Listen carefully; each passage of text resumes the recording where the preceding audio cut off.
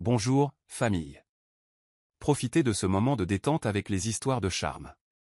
N'oubliez pas de vous abonner et de partager vos réflexions dans la section des commentaires.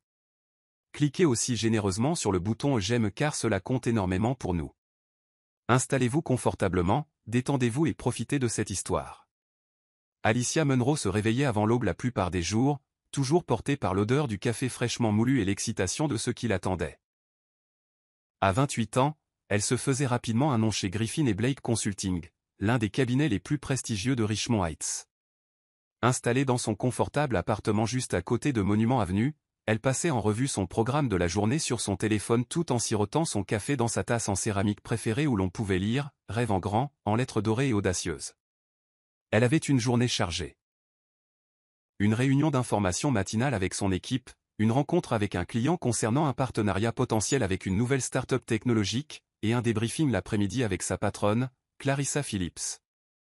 En lissant les bords de son blazer bleu marine bien coupé, Alicia s'autorisa un petit sourire. La journée lui semblait importante, sans qu'elle puisse vraiment dire pourquoi. À 8h30, Alicia se tenait au cœur de l'espace de travail à air ouverte de Griffin et Blake, un bureau moderne et élégant avec des baies vitrées offrant une vue sur la ligne d'horizon de la ville. Elle échangea des hochements de tête polis avec ses collègues, dont beaucoup l'admiraient pour son esprit vif et sa confiance inébranlable. Bien qu'elle soit fière du respect qu'elle inspirait, Alicia pouvait sentir un courant sous-jacent de jalousie de la part de certains collègues. Elle était la plus jeune associée senior à diriger de grands projets, éclipsant souvent ceux qui avaient plus d'ancienneté. « Bonjour tout le monde », salua Alicia en posant son dossier en cuir sur la grande table de conférence ovale. La table était entourée d'une équipe diversifiée, analystes, consultants juniors et chefs de projet. Des visages avides la regardaient, prêts à recevoir ses directives. Desmond, un consultant junior, feuilleta ses notes. « Bonjour, Alicia. J'ai compilé les données de l'étude de marché du client pour la présentation technologique. Toutes les métriques que vous avez demandées sont ici, dit-il en faisant glisser un épais dossier vers elle. Alicia hocha la tête, parcourant rapidement les premières pages. Merci, Desmond. Excellent travail d'avoir rassemblé tout ça si rapidement. Il rayonna, heureux de l'éloge. Elle était exigeante mais reconnaissait toujours le travail acharné, ce qui maintenait le moral au beau fixe. Quelques minutes plus tard, la réunion commença. Alicia la mena avec une énergie confiante, décrivant comment il positionnerait le produit du client pour le succès. Sa voix était calme mais assurée, chaque phrase dégageant la préparation minutieuse et la perspicacité qui était devenue sa marque de fabrique. L'équipe posa des questions, et Alicia répondit à chaque demande avec clarté, en se référant aux données qu'ils avaient collectées et aux stratégies qu'elle avait déjà élaborées. Juste au moment où il terminait, Clarissa Phillips entra. Connue pour ses normes méticuleuses et son attitude sévère, Clarissa était devenue une sorte de mentor pour Alicia, bien que peu de gens en dehors de leur département le sachent. Elle écouta la fin de la réunion, hocha la tête en signe d'approbation et fit discrètement signe à Alicia de la suivre dans son bureau d'angle. Le bureau sentait la lavande et la citronnelle, grâce au diffuseur d'huiles essentielles de Clarissa. Des baies vitrées baignaient l'espace de lumière naturelle, se reflétant sur son élégant bureau en verre. Des récompenses et des articles de presse encadrés célébrant les succès de Griffin et Blake décoraient les murs. Alicia, je voulais faire le point avec vous avant que vous ne partiez pour votre prochaine réunion, commença Clarissa, enlevant ses lunettes de lecture et les posant sur le bureau. Alicia s'avança, les mains jointes. Bien sûr. Est-ce que tout va bien? Clarissa étudia Alicia un moment. Vous vous en sortez exceptionnellement bien. Les clients adorent travailler avec vous, l'équipe respecte votre leadership, et la direction vous a remarqué. Mais je suis dans le métier depuis assez longtemps pour savoir que tout ce succès rapide peut attirer une attention non désirée et même du ressentiment. Le pouls d'Alicia s'accéléra. Elle était fière de ses réalisations mais consciente que son ascension fulgurante avait suscité des chuchotements. Je comprends qu'il puisse y avoir des jalousies, concéda-t-elle. Clarissa hocha la tête. Exactement. Gardez les yeux ouverts, un ton professionnel, et assurez-vous que votre ambition personnelle n'éclipse pas la dynamique de l'équipe. Vous pourriez avoir besoin d'allier plus que vous ne le pensez. Les épaules d'Alicia se détendirent, mais sa voix était solennelle. Merci pour ce rappel, Clarissa. Cela compte beaucoup pour moi. Sur ce, la conversation prit fin. Alicia quitta le bureau de Clarissa avec un sentiment de détermination renouvelé. Elle avait une présentation l'après-midi qui pourrait convaincre un client lucratif. Le succès chez Griffin et Blake ne semblait qu'un tremplin vers quelque chose de plus grand. Ce soir-là, Alicia réfléchit à sa journée en préparant un dîner tardif dans sa cuisine bien rangée. La station de jazz douce fredonnait en arrière-plan. Elle sentait le poids de son ambition et la réalité solitaire d'être toujours la meilleure. Elle avait sacrifié du temps personnel et des amitiés pour asseoir sa réputation. Peut-être, pensa-t-elle, devait-elle se concentrer sur la création d'un réseau social plus solide à Richmond Heights. Elle n'avait pas de famille proche, ses parents vivaient à 2 États de là, et ses quelques amis étaient pour la plupart des collègues ou d'anciens camarades de classe qu'elle voyait rarement. En regardant le ciel nocturne par sa fenêtre, Alicia s'autorisa un petit moment de vulnérabilité. Elle se promit silencieusement que la prochaine fois qu'une occasion de nouer des relations en dehors du bureau se présenterait, elle la saisirait. Elle ne se doutait pas qu'une invitation était en route, une invitation qui changerait la trajectoire de sa vie et de sa carrière bien plus qu'elle ne l'aurait jamais imaginé. Le lendemain matin commença comme n'importe quel autre. Alicia arriva tôt au bureau, une tasse de café à emporter à la main, animée par une énergie interne qu'elle craignait parfois de ne jamais voir faiblir. Elle cocha mentalement les tâches de la journée, finalisait les diapositives de la présentation, vérifiait le budget avec la comptabilité et préparait l'événement d'entreprise de la semaine suivante. Mais au moment où elle atteignit son bureau, elle remarqua une élégante enveloppe ivoire, ornée de lettres dorées, posée sur son clavier. Curieuse, Alicia ôta son manteau et prit délicatement l'enveloppe. Le papier semblait luxueux entre ses doigts, et la délicate écriture sur le devant indiquait « Mademoiselle Alicia Munro, Griffin et Blake Consulting ». Elle l'ouvrit avec précaution pour révéler une invitation. Le gala annuel de bienfaisance de Richmond Heights. Une célébration de la communauté, de la culture et du changement. Samedi, 19 h, au Regency Ballroom. Tenue de soirée exigée. Les lignes suivantes indiquaient un numéro de RSVP et des instructions pour présenter l'invitation à l'entrée. Les yeux d'Alicia s'écarquillèrent. Le gala annuel de bienfaisance de Richmond Heights était l'un des événements les plus prestigieux de la ville. Politiciens, mondains, entrepreneurs et riches bienfaiteurs y assistaient, ce qui en faisait un haut lieu du réseautage et de la formation d'alliances. De nombreuses personnalités influentes de la communauté marquaient leur présence à cet événement. Elle retourna l'invitation, cherchant des indices sur l'expéditeur. Il n'y avait pas de note personnelle, juste une déclaration formelle. « Est-ce que Clarissa m'a proposé ?» se demanda-t-elle. Elle savait que Griffin et Blake avaient des liens avec de nombreuses organisations philanthropiques et sponsors. Ou peut-être qu'un de ses clients satisfaits l'avait recommandé. Juste à ce moment, Desmond passa devant son bureau. Ses sourcils se haussèrent à la vue de l'invitation dorée. « Waouh, Alicia !» C'est chic, la taquina-t-il en ajustant le col de sa chemise. Quelqu'un est en train de gravir les échelons. Alicia laissa échapper un petit rire, un mélange d'excitation et de nervosité. On dirait bien. Je suis invité au gala annuel de bienfaisance. Elle lui tendit l'invitation pour un rapide coup d'œil. Desmond siffla. C'est une grosse affaire. Habituellement, seuls les associés ou les directeurs du cabinet y assistent. Félicitations. C'est ton moment de briller. Alicia ne put cacher son sourire. Je suppose que oui. Il faut que je découvre qui m'a recommandé, ou si ça vient de l'organisation. Quoi qu'il en soit, j'adorerais y aller. À la mi-journée, la nouvelle se répandit dans le bureau qu'Alicia avait reçu la fameuse invitation. Alors que certains collègues la félicitaient sincèrement, quelques-uns chuchotaient dans son dos, spéculant qu'elle devait avoir des relations cachées ou qu'elle jouait un jeu politique pour avancer.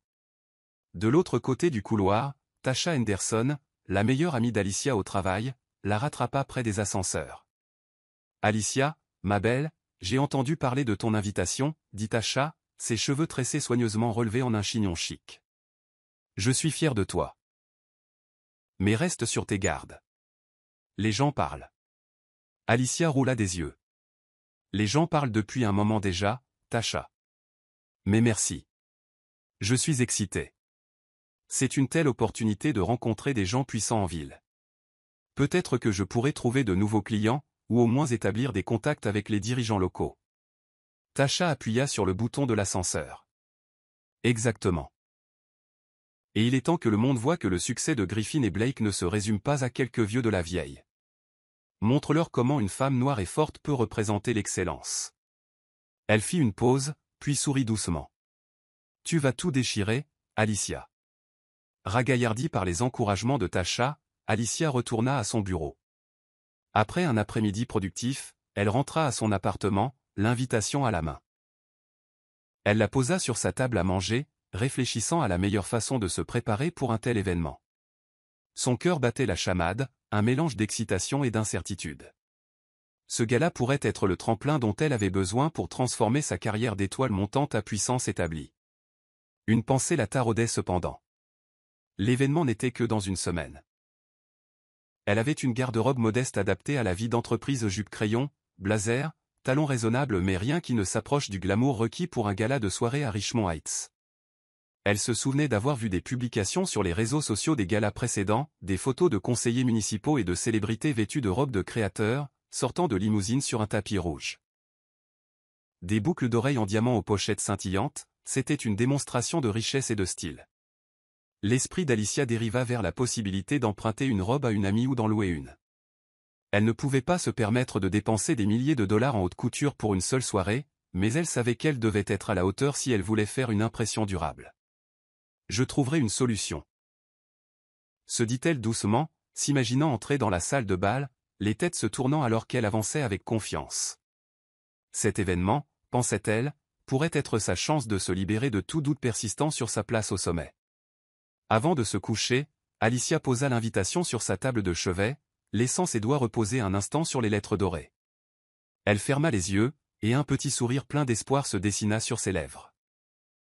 Elle ne pouvait se défaire du sentiment que sa vie était sur le point de changer.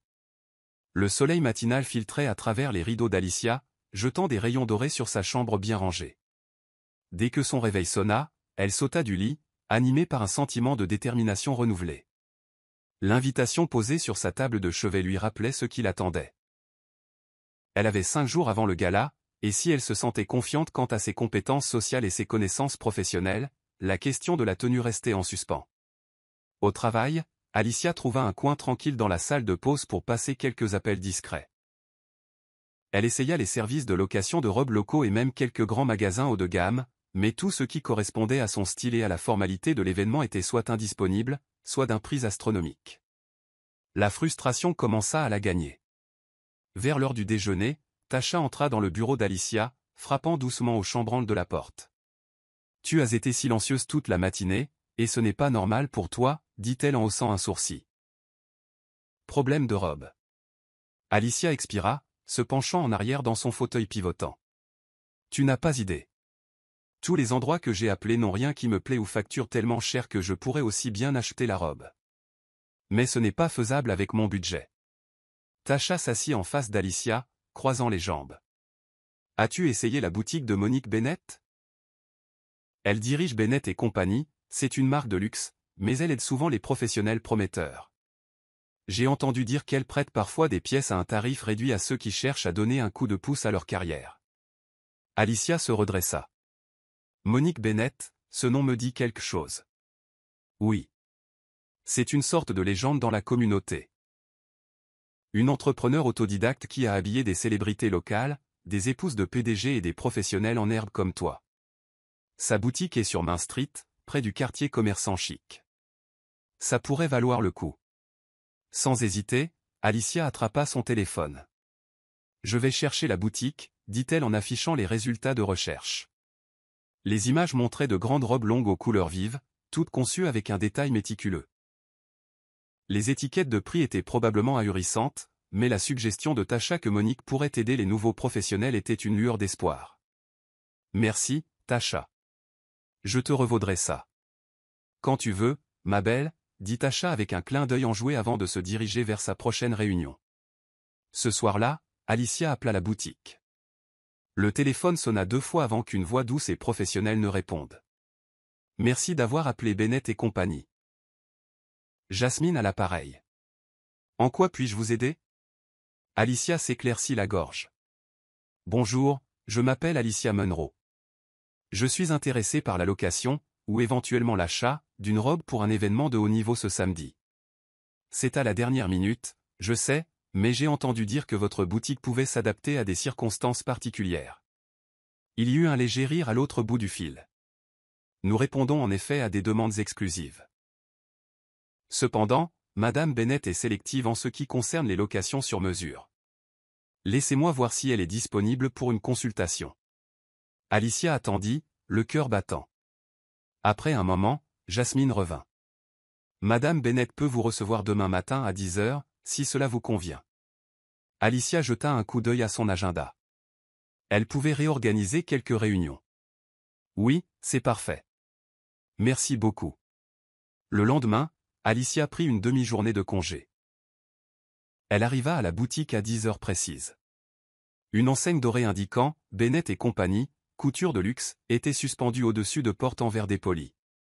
À l'intérieur, la boutique respirait l'élégance. Des sols en marbre élégant, des sièges moelleux et des portants de robes de créateurs et de tissus somptueux, allant de la mousseline fluide au velours richement brodé.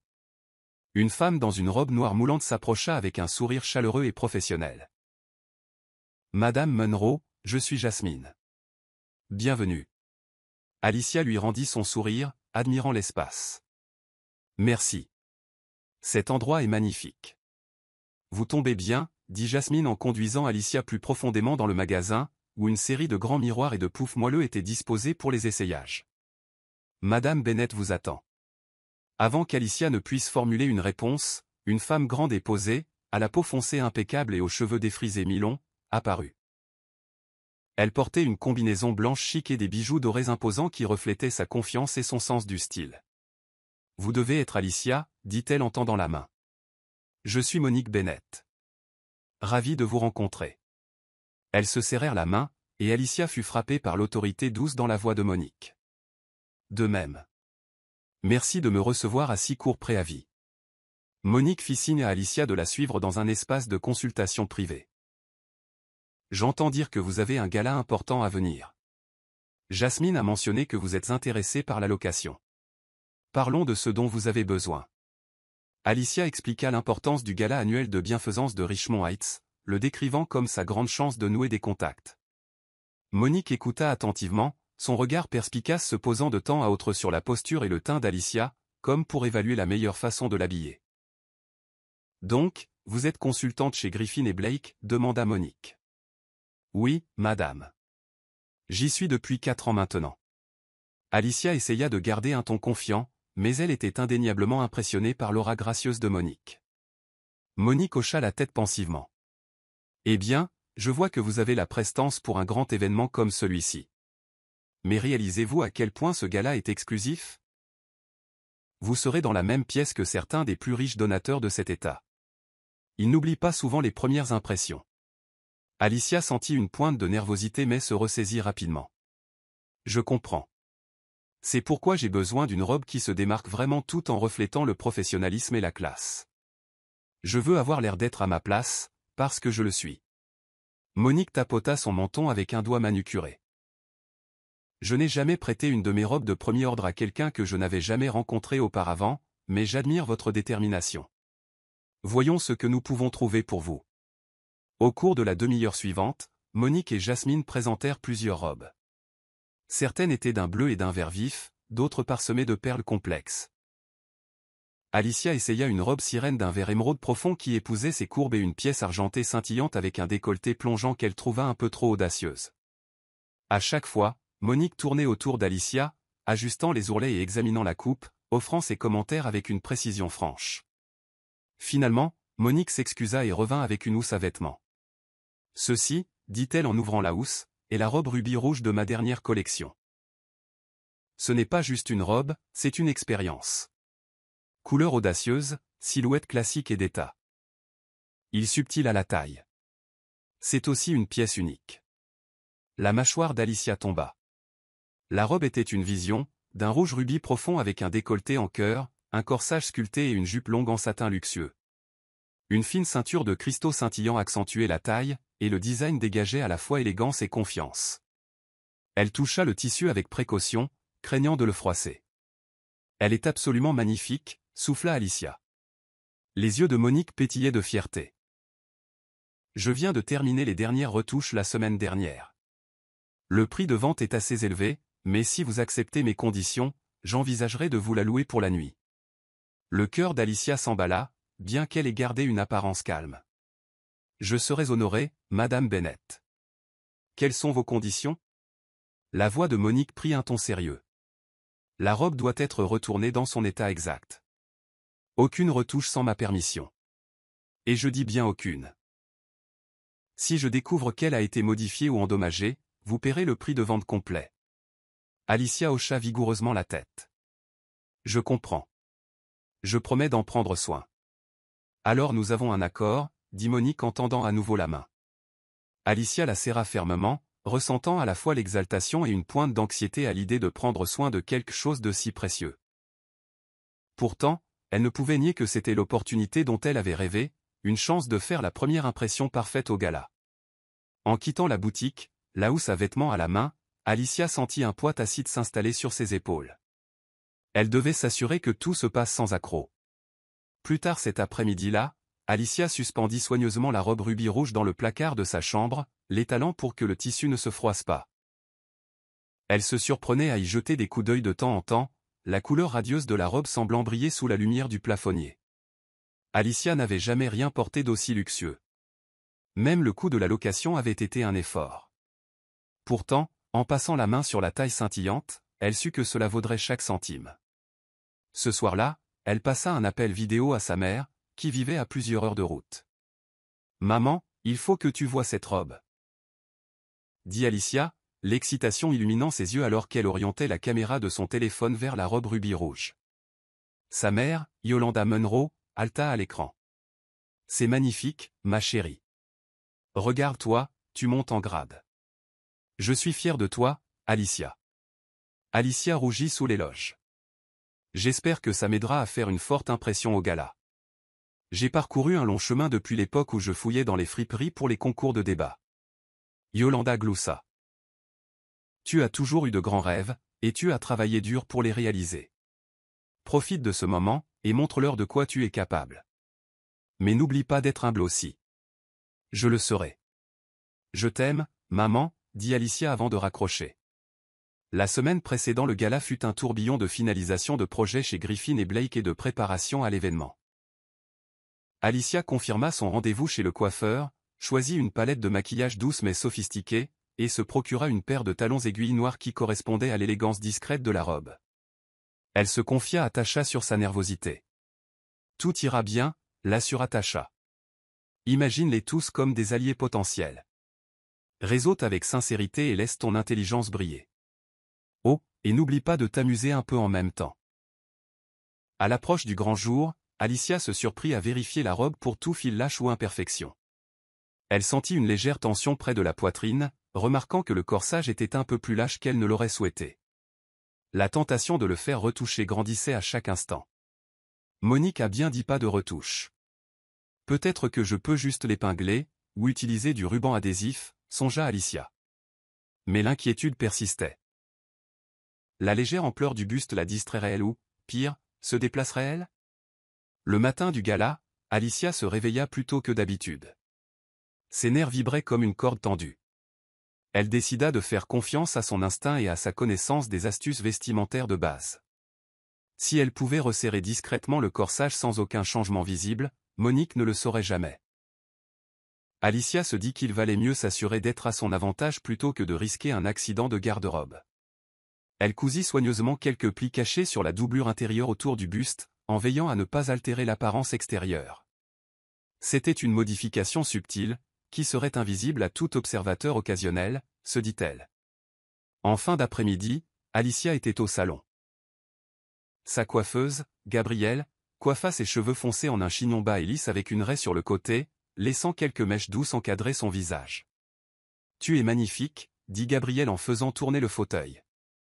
Alicia s'examina dans le miroir, le reflet d'une professionnelle élégante la regardant. Son maquillage était impeccablement exécuté.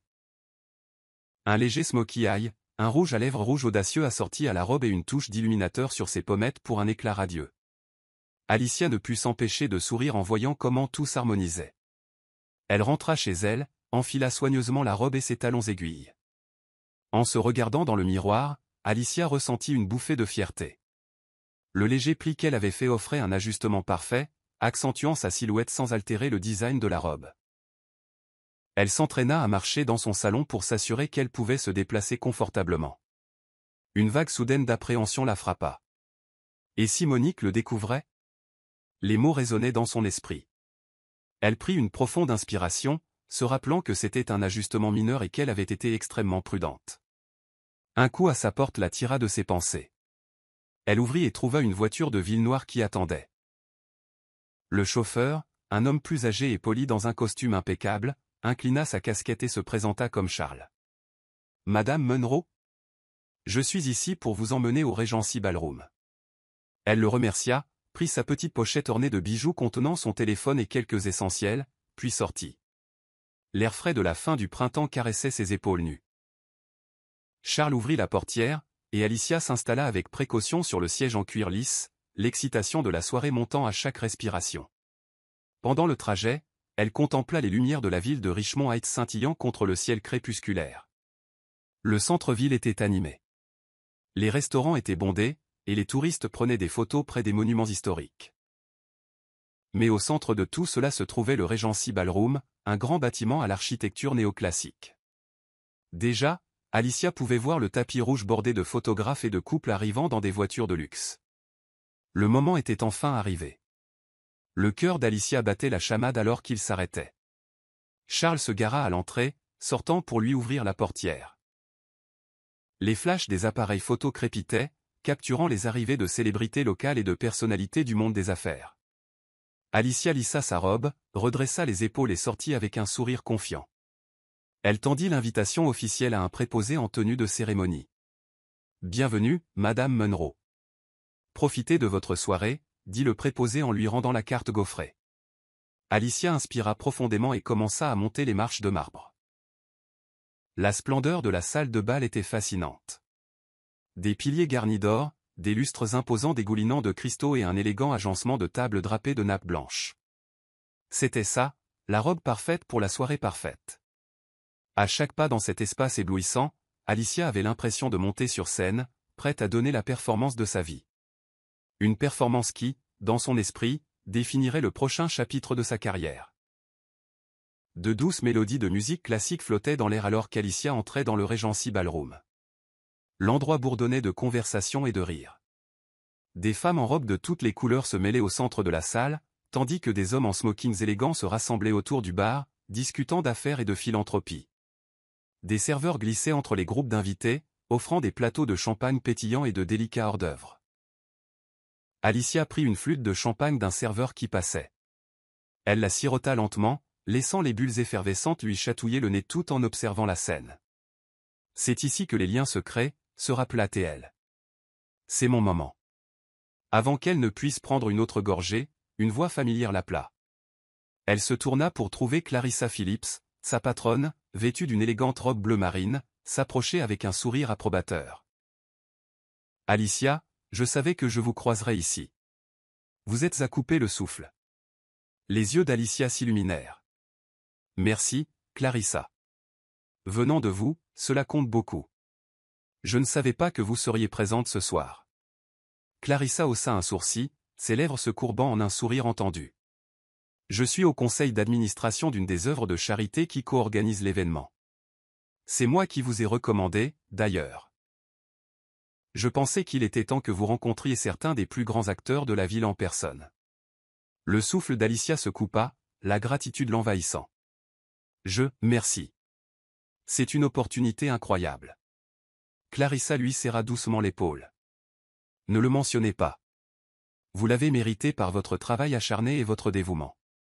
Maintenant, allez-y et circulez. Et si vous me voyez discuter avec un groupe de clients potentiels, n'hésitez pas à vous joindre à nous. » Ce geste était plus qu'Alicia n'aurait pu espérer.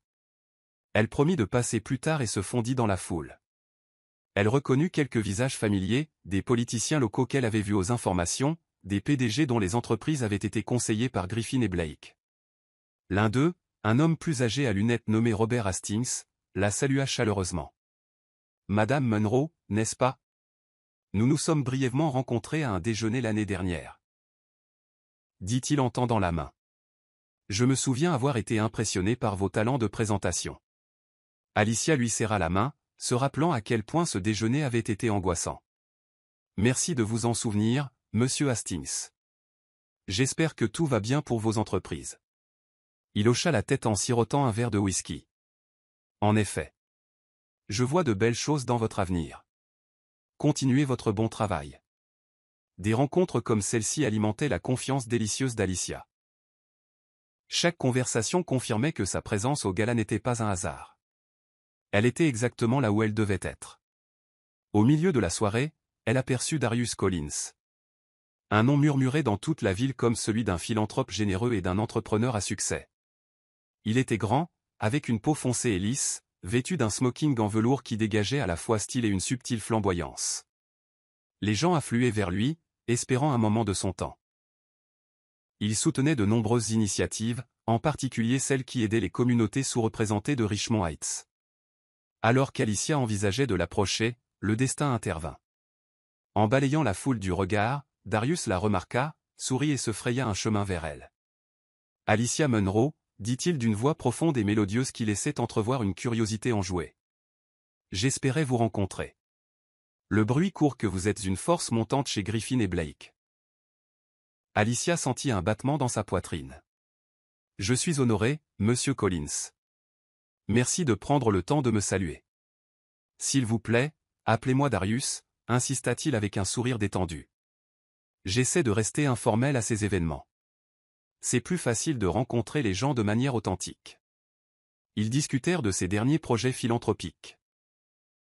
Des bourses pour les étudiants issus de minorités entrant dans les domaines des STEM, des initiatives de logement pour les familles à faible revenu ou des questions qui touchaient profondément Alicia.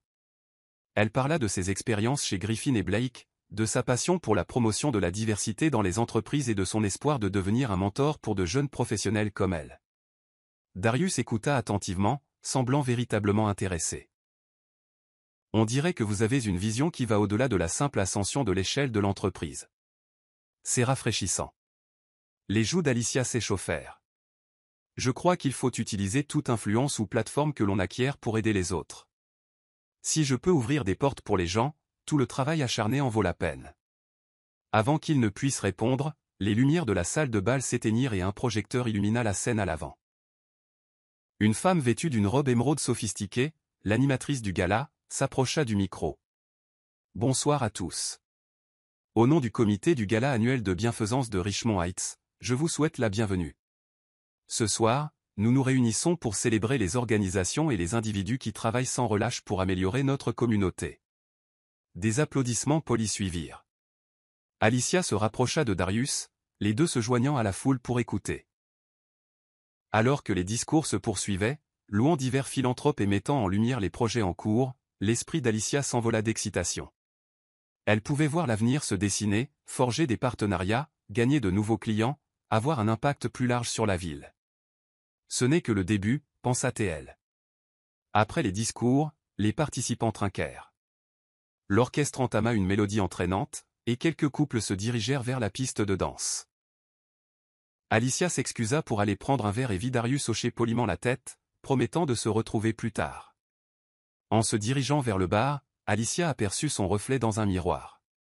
Elle se sentait comme une personne entièrement différente, posée, élégante, radieuse.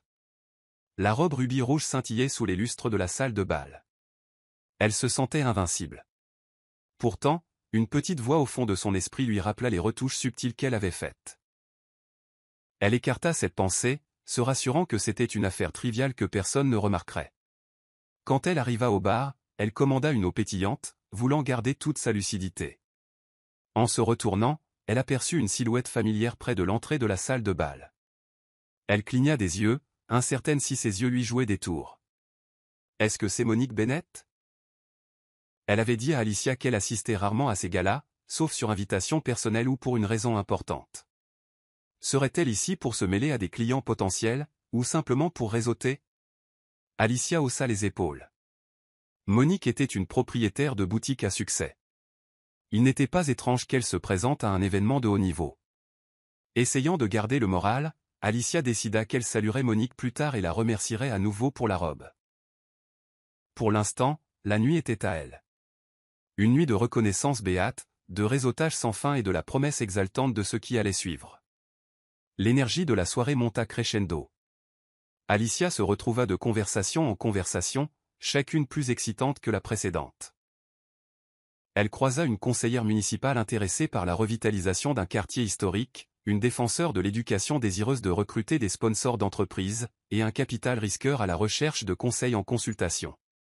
Chaque échange ajoutait au sentiment grandissant d'Alicia qu'elle était au seuil de la grandeur. Entre ces discussions animées, Alicia aperçut Monique Bennett se faufiler dans la foule. L'expression de la propriétaire de la boutique était réservée, son regard balayant l'événement comme si elle était en mission. Alicia songea à l'approcher mais fut entraînée dans une autre présentation, cette fois avec un groupe d'entrepreneurs technologiques. Environ une heure passa, et Alicia eut enfin un moment pour respirer. Elle se dirigea vers un coin plus calme près d'un grand piano, avec l'intention de vérifier son téléphone pour tout email de travail urgent ou appel manqué. C'est alors que Monique apparut à ses côtés. Alicia sursauta presque. « Madame Bennett », dit Alicia avec un grand sourire. « J'espérais vous croiser. Merci encore pour... » Alicia, la coupa Monique. Son ton était ferme, ses yeux sombres fouillant le visage d'Alicia. « Vous portez magnifiquement la robe rubis rouge ce soir, mais j'ai besoin de vous parler, en privé. » L'inquiétude vacilla dans la poitrine d'Alicia. Y a-t-il un problème? Les lèvres de Monique étaient pressées en une ligne mince. Oui. Sortons un instant. Alicia hocha la tête, s'excusant auprès d'une connaissance qui passait avant de suivre Monique dans un couloir menant à un petit hall d'entrée orné. C'était plus calme là, la musique et les bavardages de la salle de bal étaient lointains. Monique croisa les bras, fixant Alicia d'un regard perçant. « Je suis dans ce métier depuis assez longtemps pour remarquer même les plus petits changements sur mes robes. Avez-vous retouché la robe rubis rouge ?» Le cœur d'Alicia battait la chamade, et sa bouche devint sèche. Elle hésita, essayant de formuler une réponse. « Je n'ai fait que de minuscules plis à l'intérieur parce que le buste était un peu lâche. » Mais on ne les voit même pas, les yeux de Monique brillèrent de déception. « Je vous ai explicitement dit aucune retouche. Savez-vous ce que vaut cette robe? Comprenez-vous comment même de petits changements peuvent affecter la structure globale ?» Alicia déglutit difficilement. « Je suis désolée. J'avais juste peur d'un accident de garde-robe. Les changements sont réversibles, je vous le promets. » Monique secoua la tête. « Ce n'est pas la question. Je vous ai fait confiance pour respecter mes conditions. Vous avez accepté. Et maintenant, vous avez brisé cette confiance. » Elle fit un pas de plus, sa voix basse mais intense. « Je suis venu ici ce soir parce que j'avais le pressentiment que vous pourriez faire quelque chose comme ça. J'ai reçu un tuyau de mon tailleur, qui a senti que quelque chose n'allait pas quand il a examiné comment la robe tombait sur le mannequin après votre départ. Maintenant, je le vois par moi-même. » Alicia sentit la chaleur lui monter aux joues. La colère et la peur se mêlaient dans sa poitrine. Elle essaya de rester calme. « S'il vous plaît, Madame Bennett. Pouvons-nous en discuter en privé? Je paierai pour les ajustements nécessaires. La robe est toujours parfaite. Je vous assure que personne d'autre ne le remarquerait. » Mais l'avis de Monique était fait. « Je suis désolé Alicia, mais je maintiens mes normes pour une raison. Vous avez violé notre accord. Vous devez rendre la robe. » La panique monta à la gorge d'Alicia. « Maintenant? C'est impossible.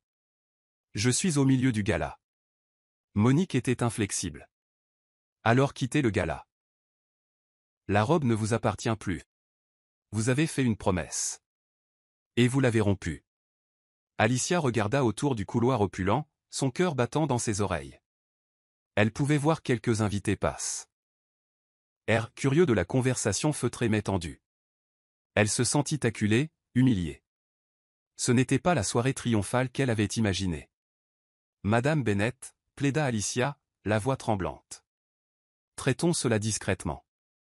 Je vous paierai ce que vous voulez pour les changements mineurs. Laissez-moi juste finir l'événement. S'il vous plaît. » Monique pencha la tête, considérant les mots d'Alicia. Il y avait une lueur de sympathie dans ses yeux, mais elle fut rapidement éclipsée par son attachement au principe. « Non, Alicia. Si je vous laisse vous en tirer, cela sape toute la réputation de ma boutique. Mes créations sont exclusives pour une raison. Si la rumeur se répand que je ferme les yeux sur les clients qui modifient mes pièces, je perds ma crédibilité. Des larmes de frustration piquèrent les yeux d'Alicia, mais elle les refoula. Cela ne pouvait pas arriver. Pas ici, pas maintenant, cria-t-elle intérieurement. Alors, laissez-moi au moins sortir d'ici avec un peu de dignité, dit-elle, forçant la fermeté dans sa voix. Monique ne répondit pas immédiatement. Au lieu de cela, elle laissa échapper un petit soupir. Nous pouvons retourner à l'intérieur, et vous pourrez enlever la robe dans une cabine d'essayage privée qu'ils ont pour les artistes. Je demanderai à l'une de mes assistantes de vous apporter un peignoir ou quelque chose pour que vous puissiez sortir d'ici. C'est le mieux que je puisse faire. L'horreur parcourut Alicia. Elle imagina le moulin à rumeurs s'emballer. Alicia Munro forcée de se déshabiller au gala à cause d'une trahison de confiance. Sa réputation soigneusement entretenue serait ternie en un instant. Elle ouvrit la bouche pour argumenter, mais Monique leva la main. Vous vous êtes mise dans cette situation, dit plus doucement la propriétaire de la boutique. Je suis vraiment déçu. Sur ce, Monique se tourna, s'attendant à ce qu'Alicia la suive. Le corps entier d'Alicia était engourdi alors qu'elle la suivait. C'était comme si son rêve parfait s'était soudainement transformé en cauchemar.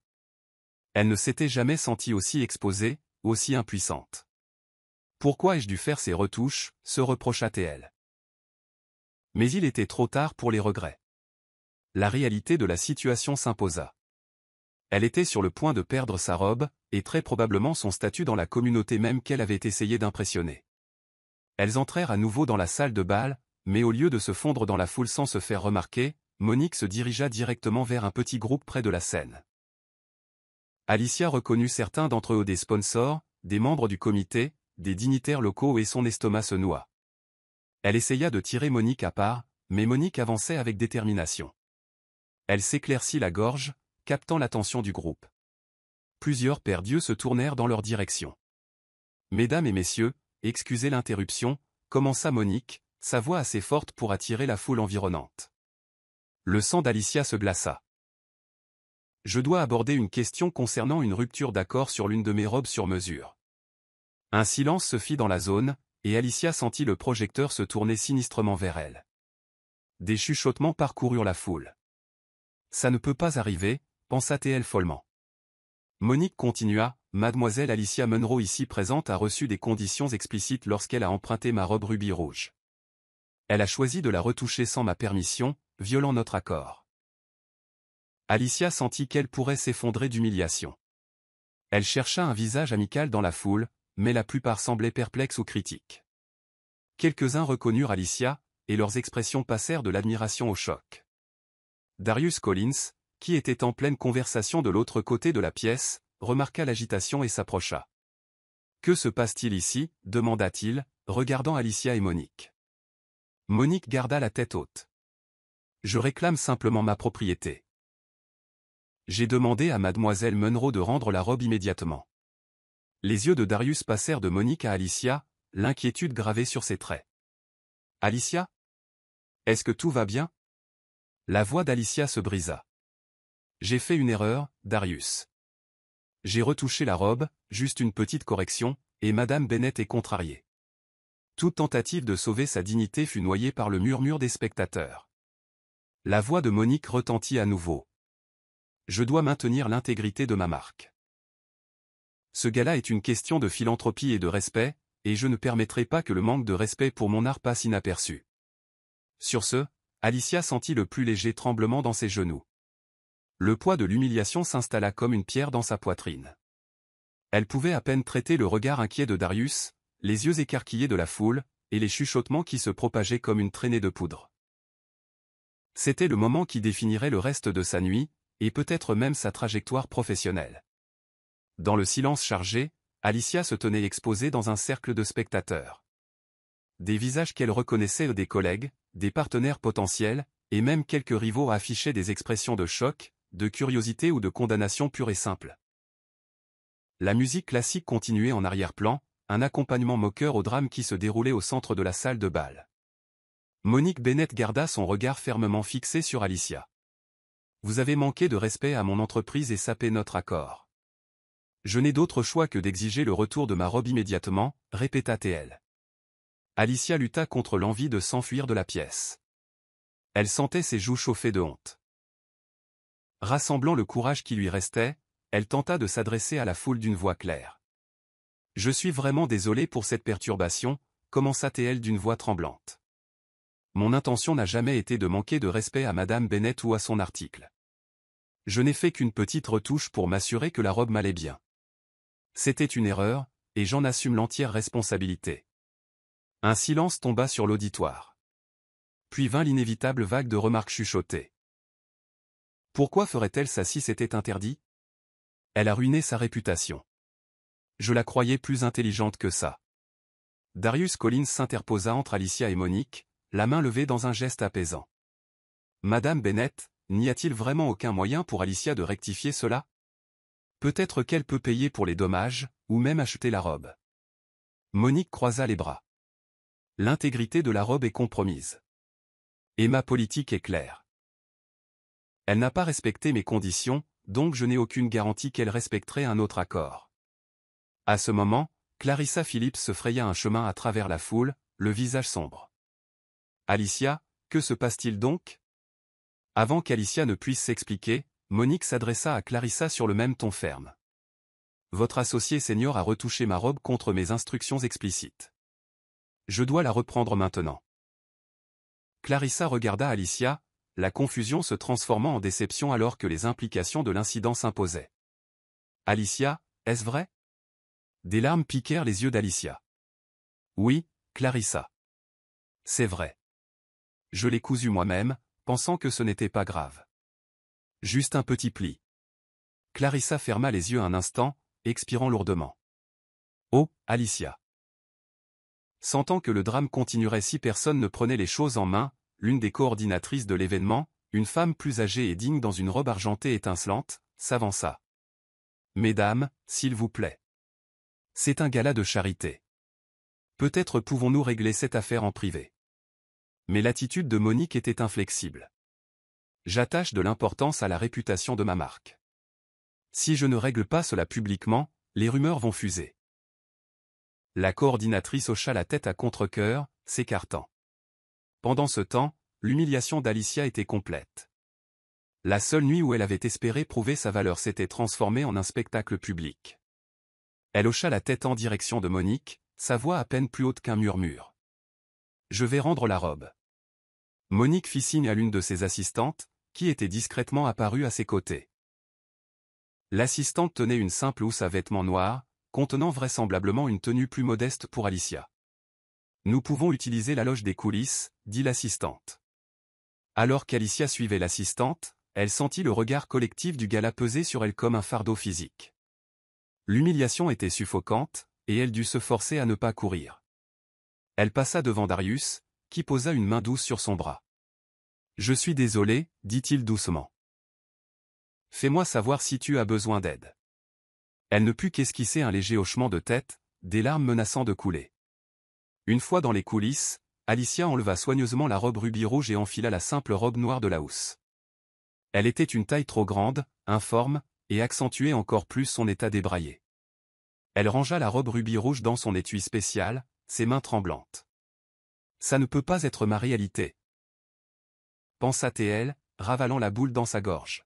« C'est juste un cauchemar. Je vais me réveiller d'une minute à l'autre. » Mais chaque respiration lui rappelait le contraire. Quand elle sortit de la loge, Monique attendait, d'une contenance d'acier. Alicia lui tendit la housse, murmurant une dernière excuse. Monique fit un signe de tête sec, puis tourna les talons et partit, son assistante sur ses talons. Le silence dans la salle de bal principale s'était dissipé, remplacé par des conversations éparses qui semblaient toutes tourner autour de l'incident. Les yeux se tournèrent vers Alicia dès qu'elle réapparut. Elle se sentit comme une criminelle se glissant sur une scène, mais elle força ses épaules en arrière, puisant dans le dernier lambeau de dignité qui lui restait. Clarissa la rattrapa, disant doucement mais fermement, « Allons-y, Alicia. Nous devons parler. » Elles se dirigèrent vers la sortie, Darius les suivant à une distance respectueuse. Une fois dehors, devant les doubles portes de la salle de bal, Clarissa parla enfin d'un ton sec. « À quoi pensiez-vous, Alicia ? Nous sommes à un événement public, avec certaines des personnes les plus influentes de Richmond Heights. Vous représentez Griffin et Blake chaque fois que vous entrez dans une pièce. Alicia essuya le coin de son œil, refusant de s'effondrer complètement. J'ai tout gâché. Je ne pensais pas que ça prendrait de telles proportions. Clarissa laissa échapper un long soupir. Eh bien, c'est le cas. Et maintenant, nous avons un désastre en termes de relations publiques sur les bras. Rentrez chez vous. Nous en discuterons lundi. Alicia hocha la tête, engourdie.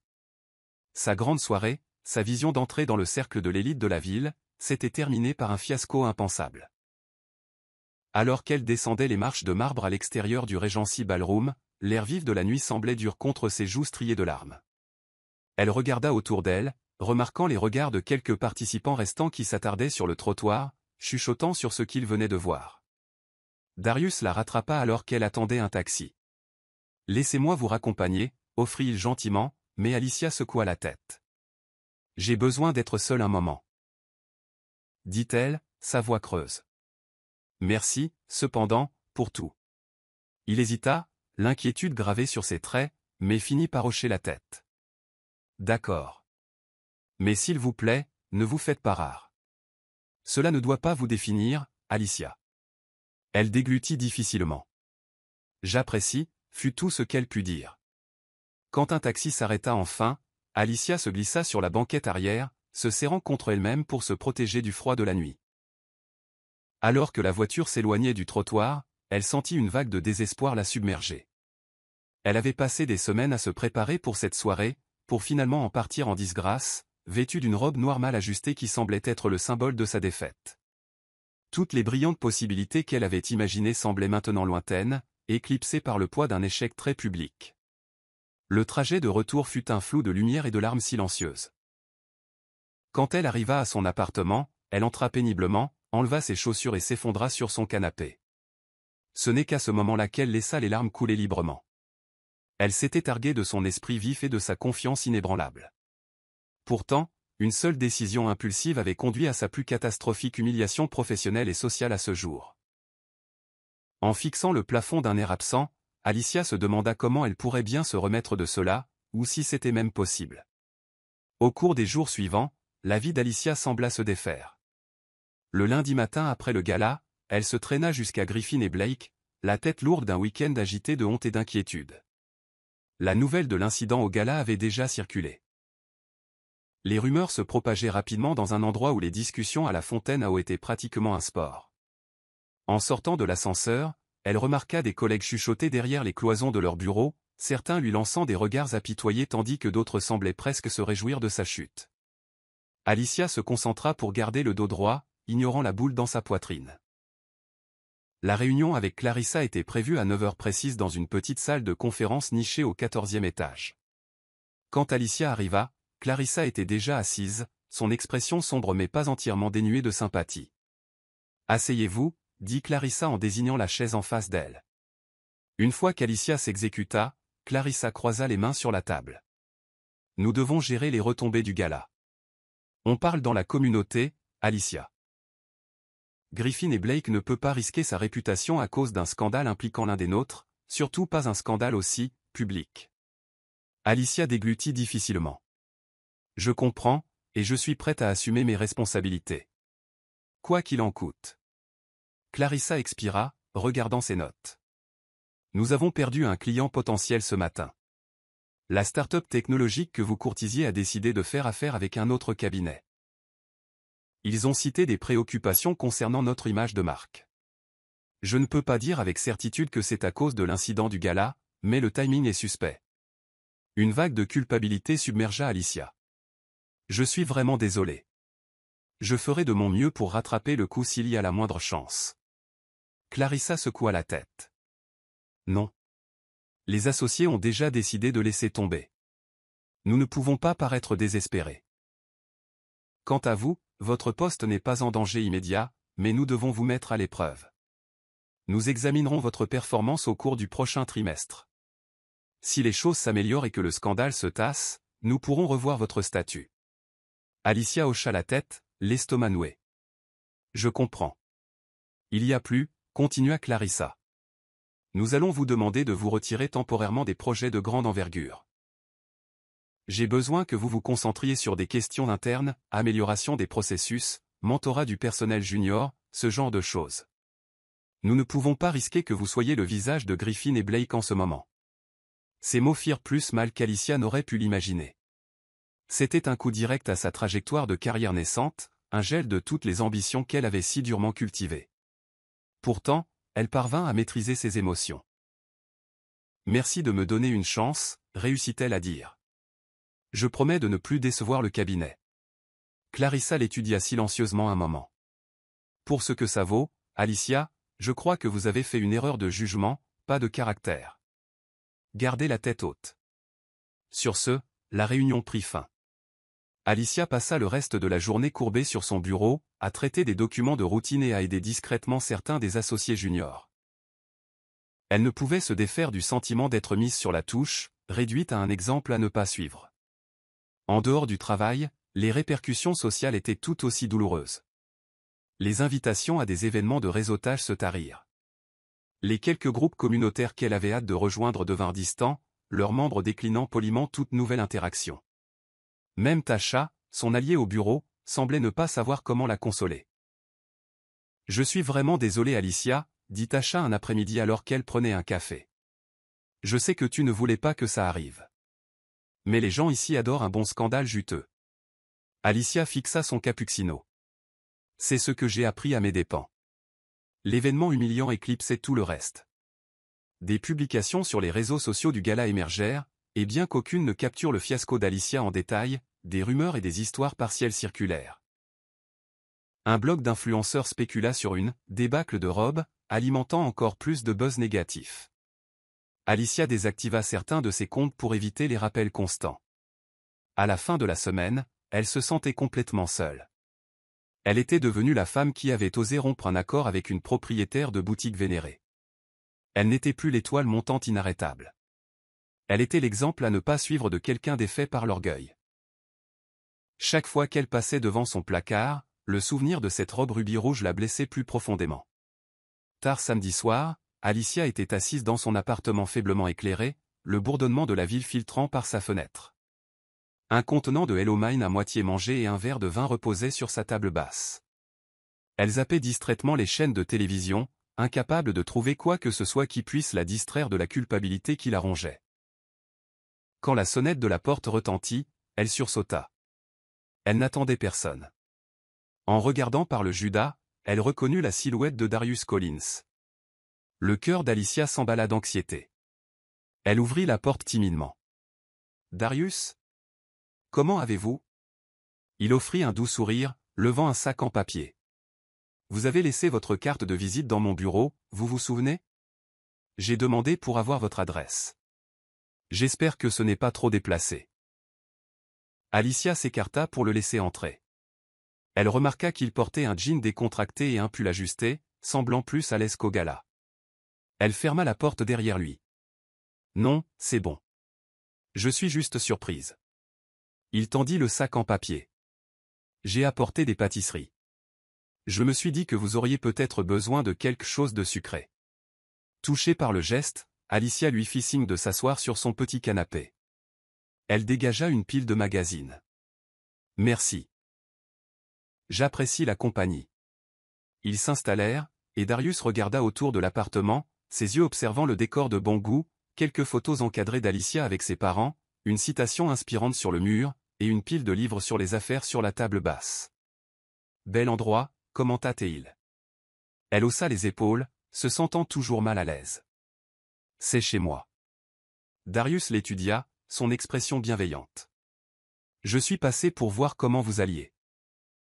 La ville est petite, et les rumeurs se propagent vite.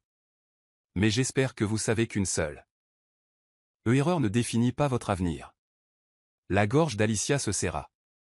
C'est pourtant ce que j'ai l'impression en ce moment.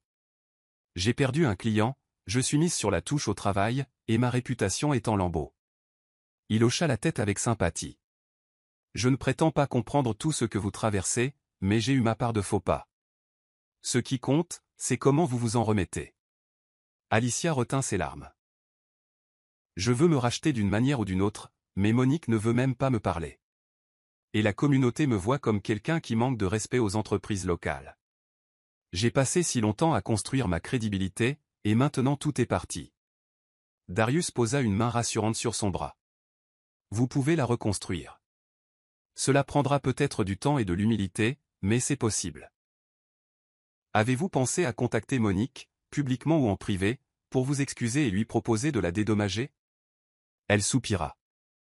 J'ai essayé d'appeler sa boutique, mais l'assistante a dit qu'elle n'était pas disponible. J'ai laissé un message, mais je n'ai pas eu de réponse. Darius esquissa un demi-sourire. Peut-être devriez-vous le faire de manière plus publique. Un geste qui montre que vous assumez l'entière responsabilité. Ce ne sera pas facile. Mais parfois, la nature publique d'une excuse peut avoir du poids. Ces paroles firent naître une idée dans l'esprit d'Alicia. Vous voulez dire comme une déclaration sur les réseaux sociaux, ou un communiqué de presse. Quelque chose dans ce genre. Peut-être vous présenter à l'une de ces apparitions publiques et reconnaître votre erreur en personne, devant les gens qui ont besoin de l'entendre.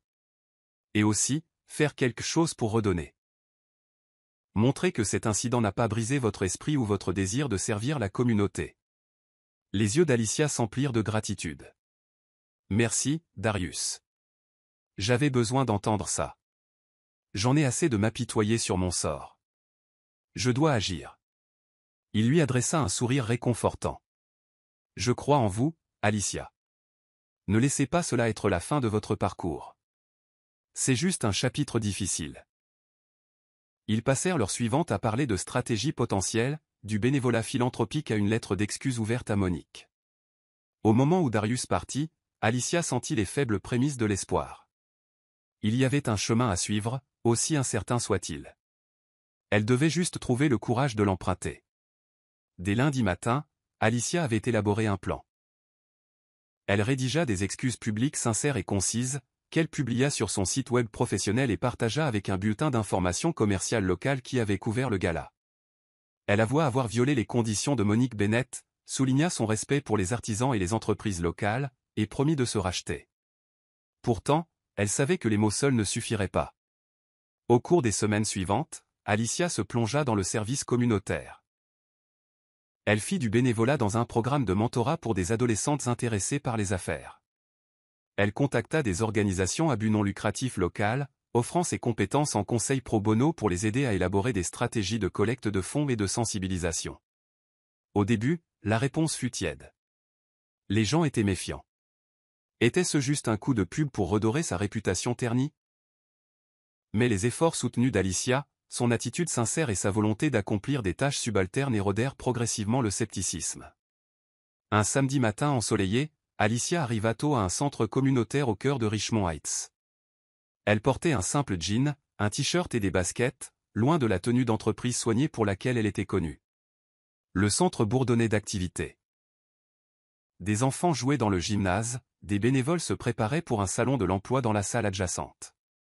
Alicia trouva la coordinatrice, Madame McNeil, une femme sympathique aux cheveux grisonnants et au sourire chaleureux. « Vous êtes la consultante qui a pris contact, n'est-ce pas ?» demanda Madame McNeil en lisant sur un presse-papier. Alicia hocha la tête. « Oui, madame. Je voulais aider de toutes les manières possibles. » Madame McNeil désigna un stand où les demandeurs d'emploi allaient bientôt faire la queue. « Nous aurions besoin de conseils sur la rédaction de CV et les compétences en entretien. Ça vous dit ?» Les yeux d'Alicia brillèrent. Absolument. Elle passa les heures suivantes à travailler individuellement avec les participants, dont beaucoup cherchaient leur premier emploi ou tentaient de réintégrer le marché du travail après des difficultés. Alicia examina leur CV, offrit des conseils pour structurer leurs expériences passées et mena même des entretiens fictifs. Elle écouta leurs histoires, compatit à leur lutte et utilisa chaque parcelle de ses connaissances professionnelles pour renforcer leur confiance. À la mi-journée, Madame McNeil s'approcha d'Alicia, une lueur curieuse dans les yeux. « Vous savez, je vous reconnais de cet incident au gala. Les gens disaient que vous aviez ruiné votre carrière. » Elle fit une pause, posant une main douce sur le bras d'Alicia. « Mais en vous voyant ici, aider sincèrement ces gens, je pense que vous êtes en train de renverser la situation. » Alicia sentit une vague de gratitude. « J'essaie. J'ai fait une erreur, mais je veux contribuer à la communauté pour les bonnes raisons. Madame McNeil offrit un sourire aimable. Continuez comme ça. Un faux pas ne vous définit pas, des rencontres comme celle-ci devinrent plus fréquentes. Lentement, la présence d'Alicia aux événements locaux et aux programmes de bénévolat changea le récit. Elle faisait toujours face à la remarque désobligeante occasionnelle ou au regard sceptique, mais elle recevait aussi des encouragements de ceux qui voyaient sa sincérité. Pendant ce temps, Alicia continuait à essayer de contacter Monique Bennett dans l'espoir de s'excuser personnellement. Elle laissa des messages à la boutique, envoya des emails et tenta même de s'y rendre une ou deux fois, pour se faire dire que Monique n'était pas là. Malgré les revers répétés, elle ne perdit pas espoir. Chaque jour, elle pratiquait l'humilité et la patience, se concentrant sur la manière de grandir de son erreur. Un tournant se produisit lorsqu'Alicia découvrit que Monique devait apparaître à un brunch de réseautage mettant en lumière les entreprises locales appartenant à des Noirs. Déterminée à saisir sa chance, Alicia enfila un tailleur-pantalon modeste et élégant et assista à l'événement. Elle aperçut Monique de l'autre côté de la pièce, conversant avec un petit cercle de designers locaux. Alicia rassembla son courage et s'approcha avec un signe de tête respectueux. « Madame Bennett, dit-elle doucement, ne voulant pas interrompre sa conversation. Le petit groupe s'arrêta, les yeux passant d'Alicia à Monique. La tension flottait dans l'air. L'expression de Monique était réservée. Alicia. Alicia inspira profondément, la voix tremblante mais résolue. J'ai essayé de vous contacter plusieurs fois. Je veux m'excuser en personne. J'ai trahi votre confiance et manqué de respect à votre article. J'ai passé ces dernières semaines à faire du bénévolat et à essayer de prouver à la communauté et à moi-même que je suis plus que cette décision stupide. Mais je sais que cela ne répare pas ce que je vous ai fait. Le groupe se tenait dans un silence recueilli. Une femme portant un blazer cobalt vif recula pour leur laisser de l'espace. Les yeux sombres de Monique évaluèrent Alicia un moment, cherchant la sincérité. Finalement, Monique parla. J'ai vu vos excuses publiques. J'ai aussi entendu parler de votre travail bénévole par d'autres. Elle fit une pause, son ton prudent. Mais je ne prends toujours pas la trahison à la légère. La voix d'Alicia était à peine plus haute qu'un murmure. Je sais. S'il vous plaît, dites-moi comment je peux arranger les choses. Monique expira lentement. La robe rubis rouge va bien. J'ai demandé à mon équipe de réparer vos retouches. Ce n'était pas un travail énorme, mais c'était une insulte à notre accord. Cela dit, je respecte les gens qui assument la responsabilité de leurs erreurs. Nous pouvons tourner la page si vous continuez à faire preuve d'intégrité. Le soulagement inonda Alicia.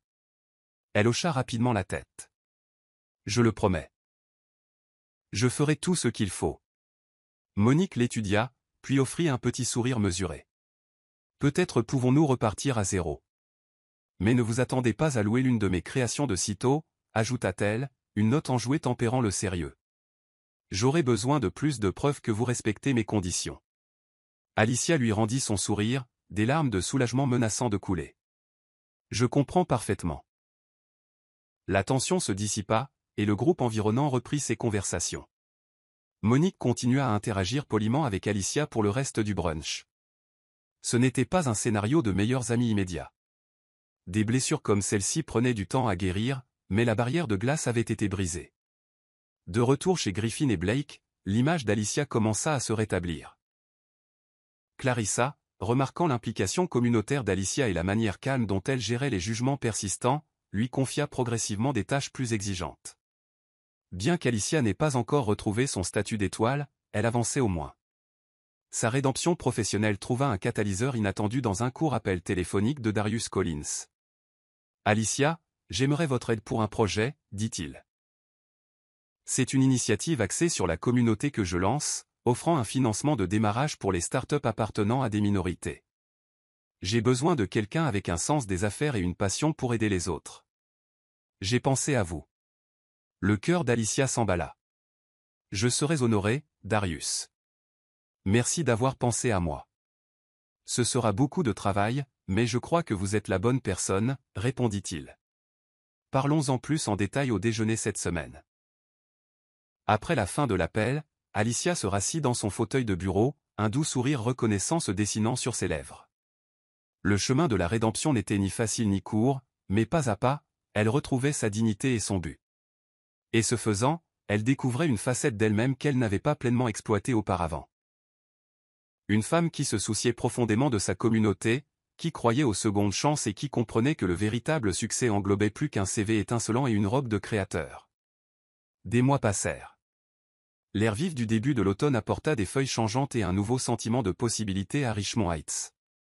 Alicia Munro avait résisté à la tempête du scandale, en sortant non pas indemne, mais indéniablement plus sage.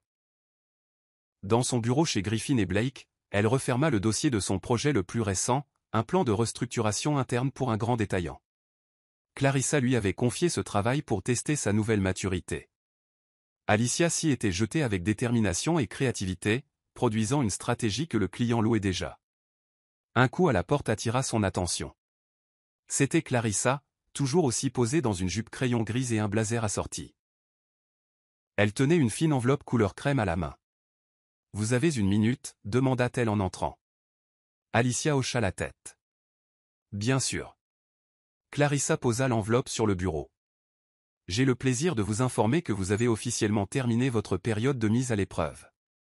Les associés ont examiné votre travail récent et votre implication communautaire, et ils ont décidé que vous aviez amplement mérité de retrouver votre statut complet. Félicitations. » Le soulagement et la joie se répandirent sur le visage d'Alicia. « Merci beaucoup, Clarissa.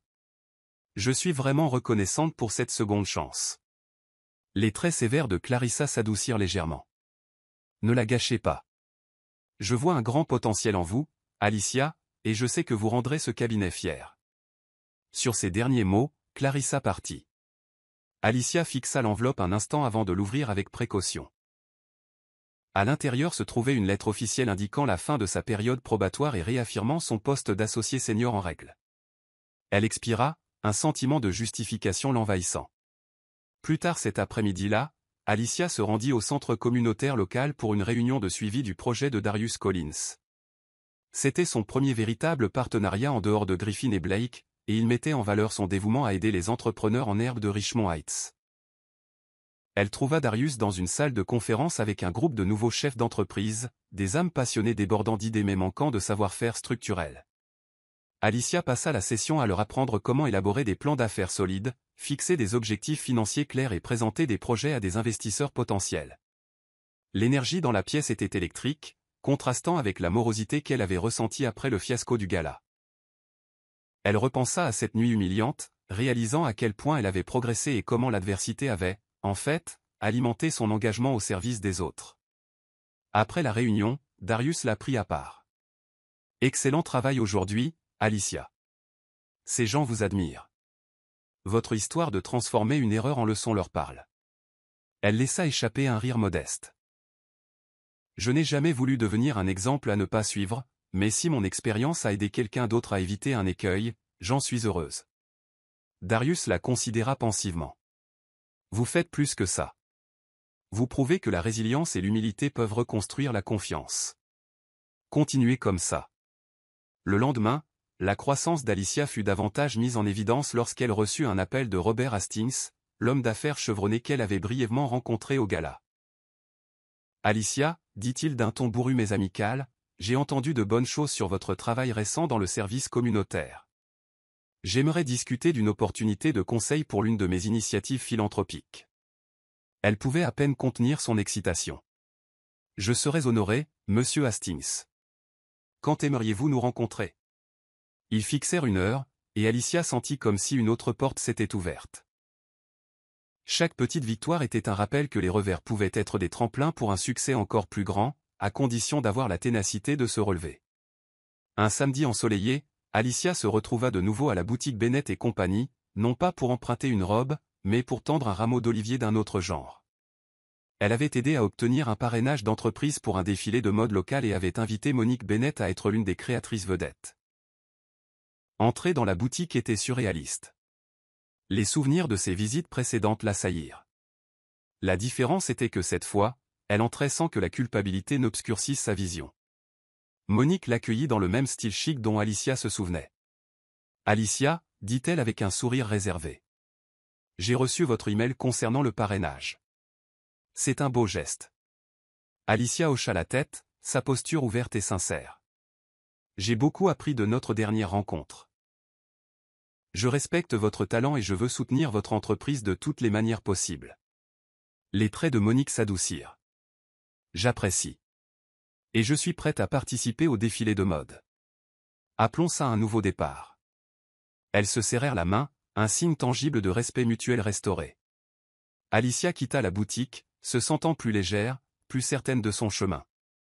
Sa vie n'était plus définie par ce seul faux pas, mais par la manière dont elle avait choisi de le surmonter. À la fin de l'année, Griffin et Blake reconnurent la diligence renouvelée d'Alicia. Elle fut invitée à prendre la parole lors d'un atelier de leadership interne, partageant ses réflexions sur l'intégrité, l'ambition et le dépassement des revers professionnels. Debout au podium, elle balaya du regard les visages de ses collègues, certains qui avaient autrefois murmuré des rumeurs à son sujet, mais qui la regardaient maintenant avec un respect nouveau. Les gens voient souvent les erreurs comme la fin d'un rêve, commença-t-elle d'une voix ferme. Mais j'ai appris que les erreurs, lorsqu'on les assume et qu'on y remédie, peuvent être le catalyseur d'une croissance que nous ne soupçonnions pas. Il ne s'agit pas de ne jamais échouer. Il s'agit de la manière dont nous réagissons lorsque nous échouons. Elle conclut son discours en remerciant ceux qui l'avaient soutenue, y compris Clarissa, Tasha et Darius. Les applaudissements qui suivirent furent rédempteurs, une reconnaissance que son parcours comptait, non seulement pour elle, mais pour tous ceux qui regardaient et qui pourraient trébucher à l'avenir. Une semaine plus tard, Alicia se retrouva à feuilleter son agenda, notant les échéances, les engagements bénévoles et un éventail de rendez-vous café avec des clients et partenaires potentiels. Son calendrier était plein, peut-être même plus chargé qu'avant le scandale, mais cette fois, elle se sentait ancrée. Chaque tâche résonnait avec sa nouvelle mission, exceller dans sa carrière tout en aidant les autres. Tard un soir, elle se versa une tasse de thé et se blottit sur son canapé, réfléchissant à tout ce qui avait changé. Le souvenir de cette nuit humiliante au gala la piquait encore parfois, mais il ne la définissait plus. Elle en était sortie plus forte, ayant appris que le véritable succès ne se mesurait pas à la robe qu'elle portait ou à l'événement exclusif auquel elle assistait. Il se mesurait à l'intégrité, à la compassion et à la volonté d'assumer ses fautes et de s'efforcer d'être meilleure. Son téléphone vibra avec un SMS de Darius. « Et, je me suis dit que tu aimerais savoir, je viens de confirmer une autre levée de fonds pour notre projet communautaire.